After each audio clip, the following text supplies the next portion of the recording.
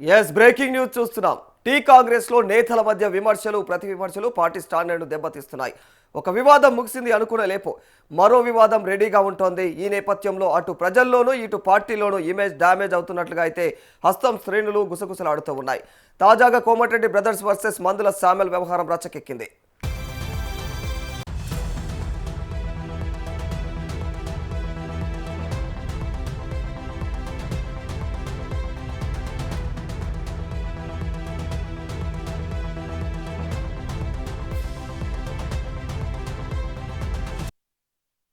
తెలంగాణ కాంగ్రెస్లో అంతర్గత విభేదాలు మరోసారి బహిర్గతమయ్యాయి. మండల అధ్యక్షుల నియామకాలతో మొదలైనటువంటి వివాదం ఇప్పుడు గాంధీ భవన్ మెట్ల వరకు కూడా చేరింది. ఒకవైపు జగ్గారెడ్డి పీసీసీ చీఫ్ను కలిసి 9 పేజీల నివేదిక అందించగా, మరోవైపు కోమటిరెడ్డి బ్రదర్స్ ఎమ్మెల్యే మందుల శామ్యూల్ మధ్య అయితే మాటల యుద్ధం మరింత వేడెక్కుతా ఉంది. మరి తుంగతుర్తి కాంగ్రెస్లో అసలు ఏం జరుగుతోంది?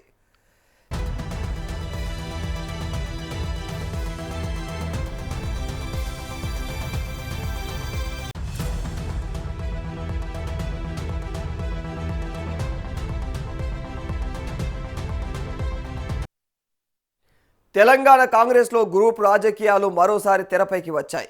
మండల కాంగ్రెస్ అధ్యక్షుల నియామకాలపైన మొదలైనటువంటి అసంతృప్తి ఇప్పుడు రాష్ట్ర నాయకత్వాన్ని ఇరుకున పెట్టే స్థాయికి చేరింది. తుంగతుర్తి నియోజకవర్గంలో నెలకొన్నటువంటి వివాదం పైన సీనియర్ నేత జగ్గారెడ్డి స్వయంగా రంగంలోకి దిగడం జరిగింది. మరి గాంధీ భవన్లో పీసీసీ చీఫ్ను కలిసి సమగ్ర నివేదిక అందించారు.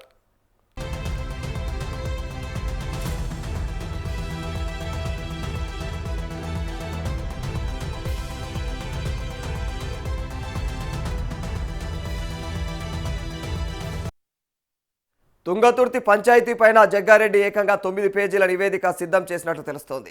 స్థానికంగా చోటు చేసుకున్నటువంటి పరిణామాలు, నేతల మధ్య విభేదాలు, కార్యకర్తల అసంతృప్తి, భవిష్యత్తులో పార్టీకి కలిగే నష్టాన్ని అందులో అయితే వివరించినట్లుగా తెలుస్తా ఉంది. మరి ఇదే సమయంలో కోమటిరెడ్డి బ్రదర్స్ ఇంకా ఎమ్మెల్యే మందుల శామ్యూల్ మధ్య అయితే మాటల యుద్ధం మరింత తీవ్ర స్థాయికి చేరింది. పరస్పరం తీవ్ర ఆరోపణలు చేసుకుంటూ రాజకీయ వేడి పెంచుతున్నారు. ఇవాళ ఈ రేసం 68,000 మేడతో గెలిచిండు. ఈడ మంత్రుల శామ్యూల్ 52,000 మేడతో గెలిచి మీకు చేసి ఆపలేమే, మీ చెంతకు రాలే. మమ్మల్ని ఎందుకు హీనంగా మాట్లాడుతా ఉన్నా? మీ నియోజకవర్గాలు చూసుకోరి, మీ నియోజకవర్గం మీ చక్కదనం చూడండి. ఏమనుకుంటారో మీరు? మా నియోజకవర్గాల కోసం కానీ నేను 24 గంటలు జనం మధ్యలో ఉంటున్నాను. 24 గంటలు జన సమస్యలు పరిష్కరించిన నేను, అన్ని కులాలను కలుపుకోబడ్డాను, నేను అన్ని వర్గాలను కలుపుకోబడ్డా. నేను స్వయానం కౌలు రైతు. నేను నాకు ఇంత భూమి ఉన్నా కూడా నేను వ్యవసాయం చేసుకొని నా పక్కన ఉన్న రెడ్డిలతో వ్యవసాయం చేసుకొని బతుకుతుంది నేను. కానీ మీరు ఆడ గాంధీ భవన్ మాట్లాడితే రాజగోపాల్ రెడ్డి తుంగతుర్తి బాగలేదు, నగరికల్ బాగలేదు, నువ్వు కడుక్కో మునుగోళ్ళ ఈ చక్కదనం ఆడ చెప్తుంది. నాకు కూడా రిపోర్ట్ వచ్చింది మునుగోడలో ఇట్లా ఉందని. నాకు సమాధానం చెప్పాలి. నల్లగొండలో మీరు రాజ్యం అనుకుంటారా? మీరు నల్లగొండ జిల్లా అంటే ఇది శ్రమజీవుల జిల్లా. బడుగు బలహీన వర్గాలు ఉద్యమాలు చేసిన తుంగతుర్తి పోరాటాల గడ్డ. ఈ పోరాటాల గడ్డలో తెలంగాణ పోరుబిడ్డ మందుల శామ్యూల్ ఖబర్దార్. మాకు గాని బడుగు బలహీన వర్గాలకు కానీ బక్క దిక్కిన అగ్రకులాలు కానీ మీరు చిన్న చూపు చూస్తే దానికి సమాధానం చెప్తానని హెచ్చరిస్తున్నాను. కాంగ్రెస్ పడి బతకాలి, రాహుల్ గాంధీ ప్రధానమంత్రి కావాలి. నీలాక ఇటు రాకపోతే అటు, అటు రాకపోతే ఇటు. బీజేపీకి ఎందుకు పోయి రాజగోపాల్ సమాధానం చెప్పాలి. బీజేపీలో పోయి ఎందుకు పోటీ చేసిన రాజగోపాల్ చెప్పాలి. నువ్వు రాహుల్ గాంధీ ఇచ్చావు, సోనియా గాంధీ ఇచ్చావు, అన్ని మర్చిపోయి మళ్ళా కాంగ్రెస్ లోకి వచ్చి పోటీ చేసినావు. కాంగ్రెస్ లోకి వచ్చి పోటీ చేసి నికార్సైన కాంగ్రెస్, మా కాంగ్రెస్ అంటే వీళ్ళంతా ఎవరు? ఈ సర్పంచులంతా ఎవరు? ఈ కార్యకర్తలు ఎవరు? ఈ లీడర్ అంతా ఎవరు? కనుక మళ్ళీ ఒకసారి తుంగతుర్తి కోసం కానీ, నకరకల కోసం కానీ, మా మాదిగ సీట్ల కోసం, మా దళిత సీట్ల కోసం మీరు మాట్లాడితే దానికి సమాధానం దొరుకుతుంది కూడా మన.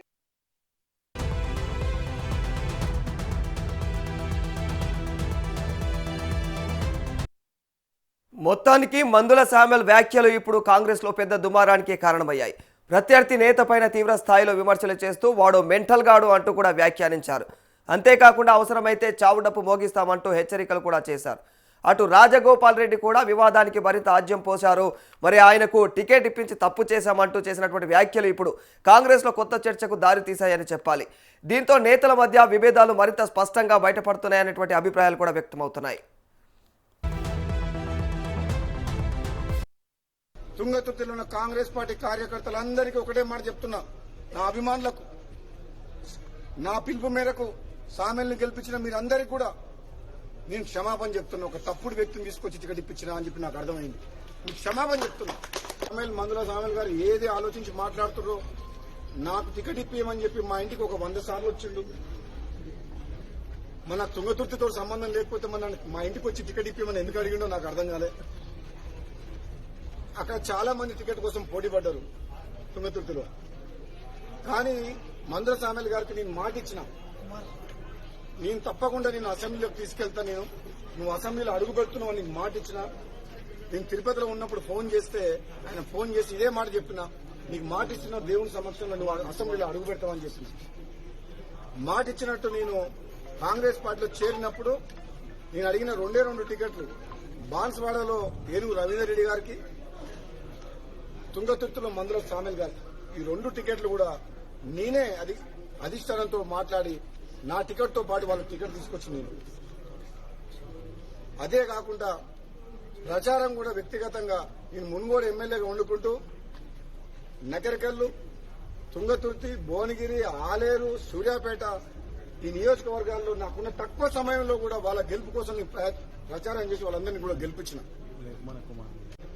మొదటి నుంచి కాంగ్రెస్ పార్టీ నమ్ముకున్న కార్యకర్తలకు అన్యాయం జరగవద్దు అని చెప్పి గాంధీ భవన్ సాక్షిగా చెప్పినా, మళ్ళా ఇప్పుడు చెప్తున్నా, తుంగతుర్తి నగరికల్ కాదు రాష్ట్రం మొత్తంలో తెలంగాణలో ఉన్న కాంగ్రెస్ పార్టీ కార్యకర్తలను కాపాడుకోవాల్సిన బాధ్యత నాలాంటి వ్యక్తి మీద ఉన్నది.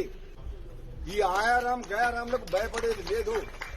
నిజమైన కాంగ్రెస్ పార్టీ కార్యకర్తలను కాపాడుకోవాల్సిన బాధ్యత పిసిసి ప్రెసిడెంట్ మహేష్ కుమార్ గౌడ్ మీద, AICC in charge general secretary Meenakshi Natarajan గారి మీద, రాష్ట్ర కాంగ్రెస్ నాయకుల మీద, మాలాంటి వ్యక్తుల మీద, అధిష్టానం మీద ఉన్నది.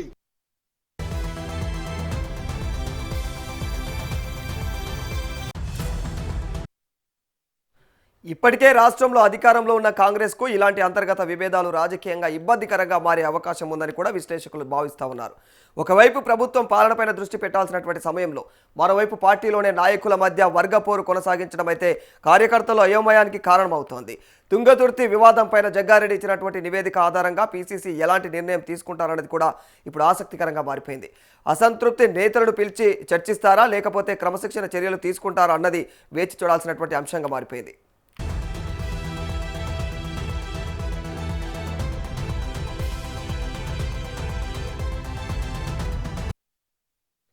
మొత్తానికి తుంగతుర్తి వివాదంపైన కాంగ్రెస్ అధిష్టానం ఎలాంటి నిర్ణయం తీసుకుంటుంది, జగ్గారెడ్డి నివేదిక ఆధారంగా చర్యలు తీసుకుంటాయా, లేకపోతే రాజీ ఫార్ములాతో మరి ముందుకు వెళ్తారా అన్నది మాత్రం రాజకీయ వర్గాల ఆసక్తికరంగా మారింది.